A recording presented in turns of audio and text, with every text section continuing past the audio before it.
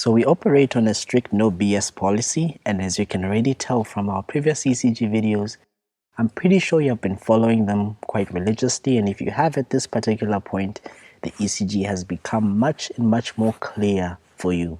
If you followed each and every single step up to this point, you should have no problems in picking out most of the pathologies. I do urge you to go and use this information and not just study it, understand it now, and then pack it. Once you pack it, you forget. And keep practicing until it becomes second nature and until it becomes part of you. Grab your piece of paper and let's go.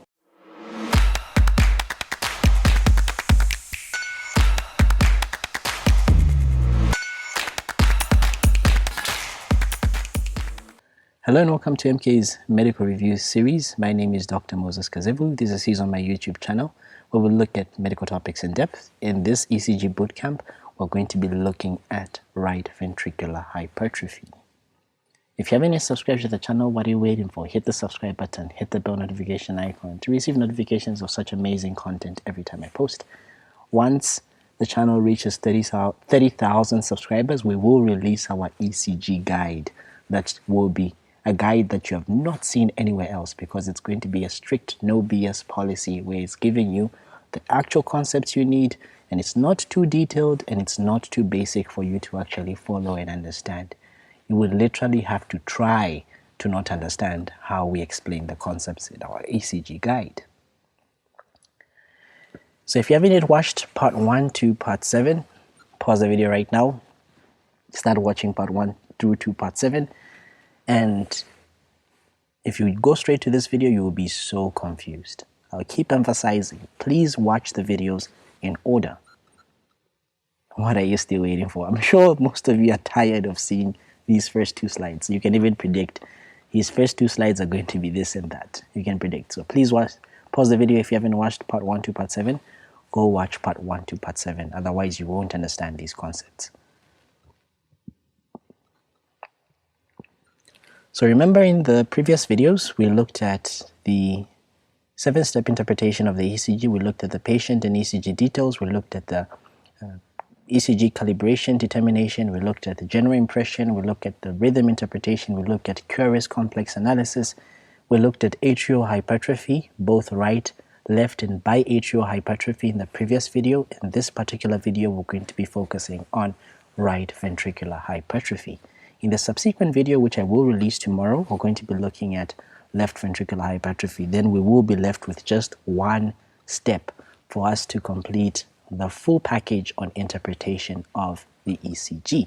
I'm sure most of you are very excited. So some key points for you to remember is, number 1, remember that the atria depolarize before the ventricles. The impulse starts off in the SA node, travels through the internodal tract, reaches the AV node. Eventually it's going to depolarize the bundle of His. Then the left bundle branch will depolarize first, sending a small cardiac vector to the right bundle branch. But the overall vector is going to be moving in the leftward, downwards, and forward direction. This is going to cause ventricular depolarization. Ventricular depolarization is going to be manifested by the QRS complex on the ECG. And remember that this duration of this QRS complex must be less than 3 small squares to begin with, number 1. Number 2, in terms of how it depolarizes, remember that the bulk majority of the muscle on the left ventricle is much bigger than the muscle on the right ventricle. And remember, lead V1 and V2 are going to be looking predominantly at the right ventricle. Lead V5 and V6 are going to be looking predominantly at the left ventricle. If a depolarizing wave is moving towards a lead or an electrode, it's going to show a positive deflection. If it's moving away from the lead, it's going to show a negative deflection. If it's moving perpendicular, it will show neither a positive or a predominant negative deflection. So in the right ventricular leads, in V1, we have the S wave being greater than the R wave. So meaning in V1, the wave is going to be predominantly negative.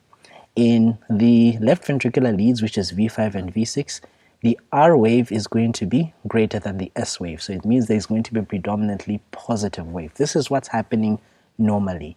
And the R wave should not exceed 25 small boxes, it should not exceed 25 millimeters.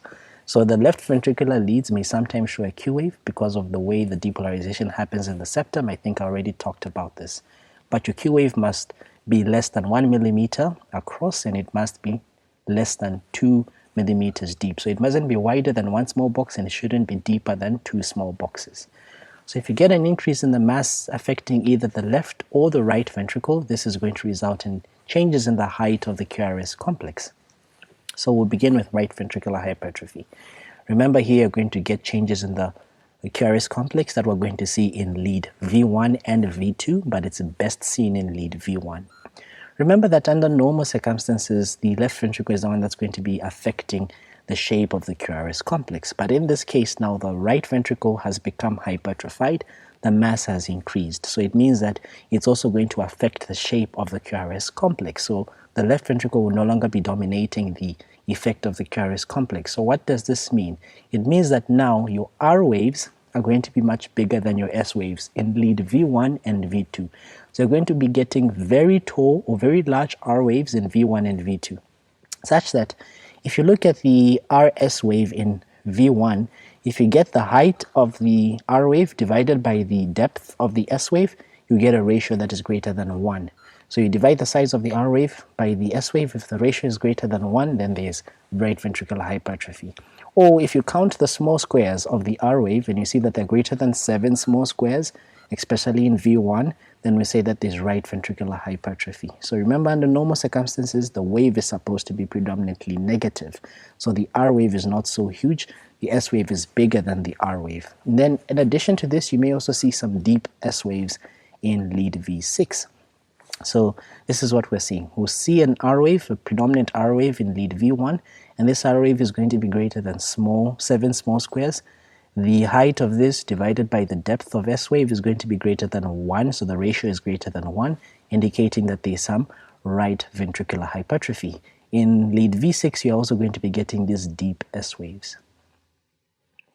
So some of the things that may be associated with right ventricular hypertrophy, because the size of the right ventricle has increased, even the voltage that it creates increases. So this shifts the cardiac vector towards the right.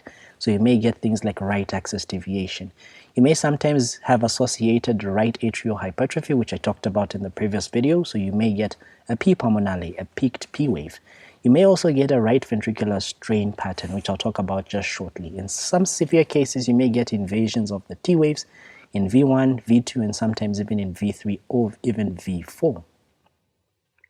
What is this strain pattern? Remember that whenever there is something that is putting stress on the right side or on the myocardium, it's going to show up on your ECG. How do you tell that there's a strain pattern?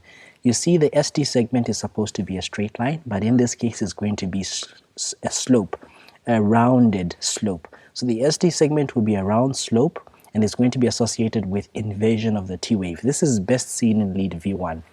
Remember that this slope does not indicate subendocardial ischemia.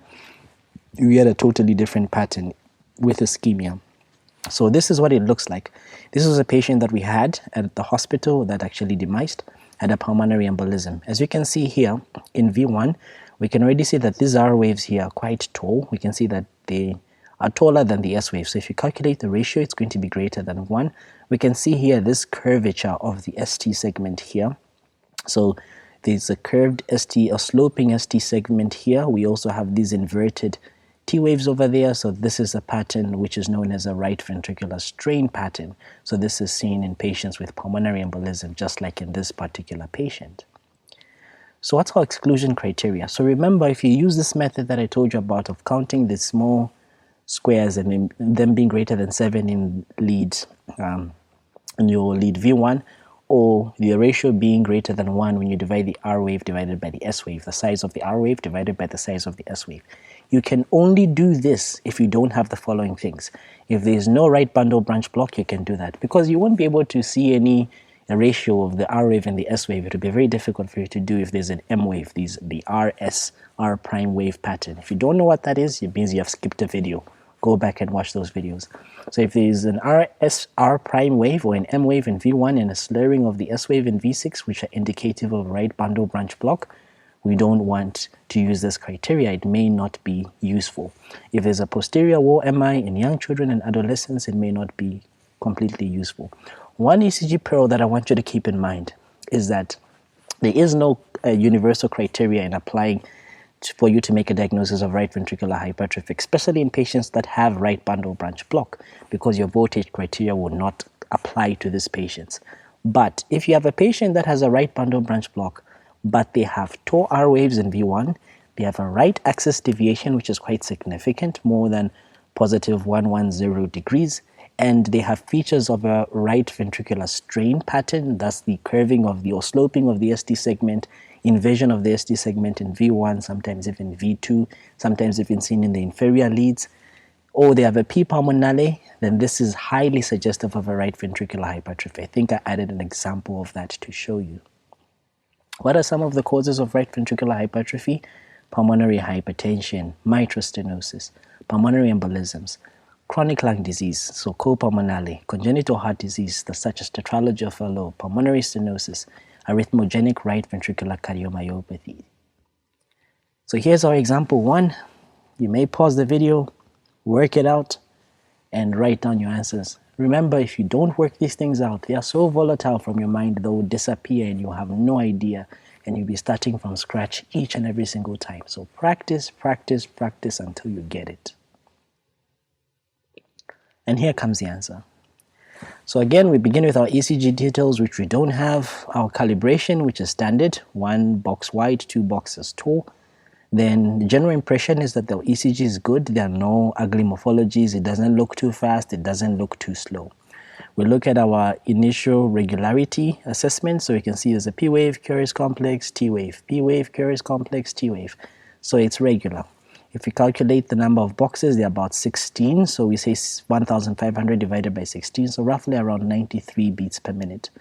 We come back to assess the rhythm in a bit more details. Your P waves are present, they're married to a curious complex, followed by a T wave, P wave, curious complex, T wave. Check the PR interval for any bundle branch blocks, so you can see the PR interval is normal and it's constant. You can actually count the squares. Your curious complexes are narrow in all the leads. Then we come now to the curious complex assessment. So we look at the cardiac axis first. Lead 1 is facing downwards, lead 3 is facing upwards, lead AVF is facing upwards, so this is a right axis deviation. The curious complexes are reaching out to each other. So if you don't understand this, again, you have skipped the point, go back. We check for any bundle branch block, we check for lead 1. Over there is no R prime wave. We check for lead V5 and V6, there is none of that. So there's no bundle branch block here.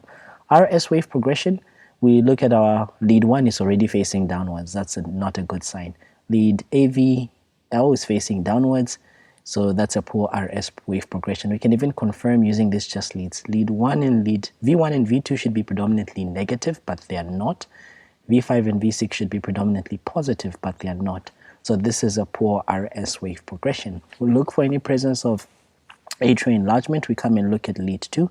We look at the P wave here. It appears normal to me, so it's less than 2.5 millimeters tall. We can even check here in V1. Our P wave here is less than 1.5 millimeters tall in V1. It's not even bifid here in lead V1. We check for any ventricular enlargement beginning with our right ventricle. Remember, we are checking for the R waves. So we see that the R waves in V1 here are quite tall. So they are greater than 7 millimeters in V1, V2, and V3. And of course, if you calculate your ratio of the R wave divided by the S wave, it's greater than 1. We also see some features of right ventricular strain. We can see this sloping of the ST segment, inversion of the T wave. We can see that in V1, we can see that in V2, we can see that in V3. So this is features of right ventricular strain. So what is our interpretation of this ECG? This person has a sinus rhythm at 93 beats per minute. They have right ventricular hypertrophy. They also have a right ventricular strain pattern. Coming down to example 2, pause the video again, scream your answers at the screen, write them down somewhere, tell them to a friend for some reason, if you're watching them with a friend. And here comes the answer. So again, our ECG details, our calibration, which is standard, which we will assume, even though this has been cut off, we'll assume this is a standard calibration.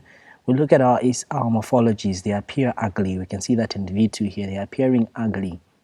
So our rhythm, underlying rhythm, we'll assume that it's regular because there's a P wave, curious complex, T wave, P wave, curious complex, T wave, though we don't have a rhythm strip.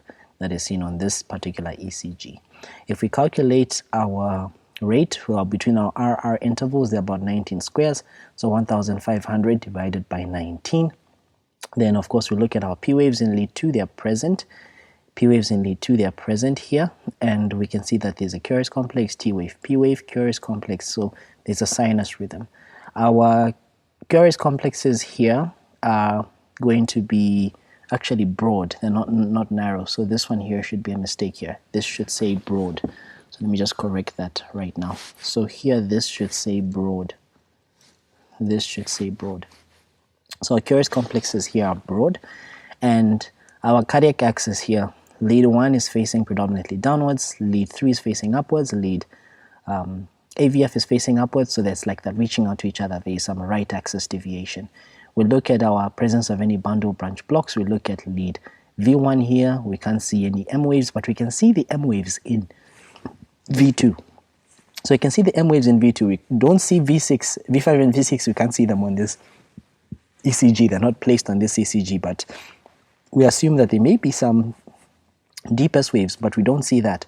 So most likely this is an incomplete right bundle branch block. Then the RS wave progression, lead 1 is already facing downwards. So lead AVL is also facing downwards. This is a poor RS wave progression. We look at our P waves, coming back to our atrial enlargement, we check the P waves. You can see that the P waves are already greater than 2.5 squares tall in lead 2. So already this is a P pulmonale. So there is some sort of right atrial enlargement in this particular patient. We come to the ventricles. We assess now the R waves. In V1, we can see that our R waves here are greater than 7 millimeters tall, and even the ratio is greater than 1.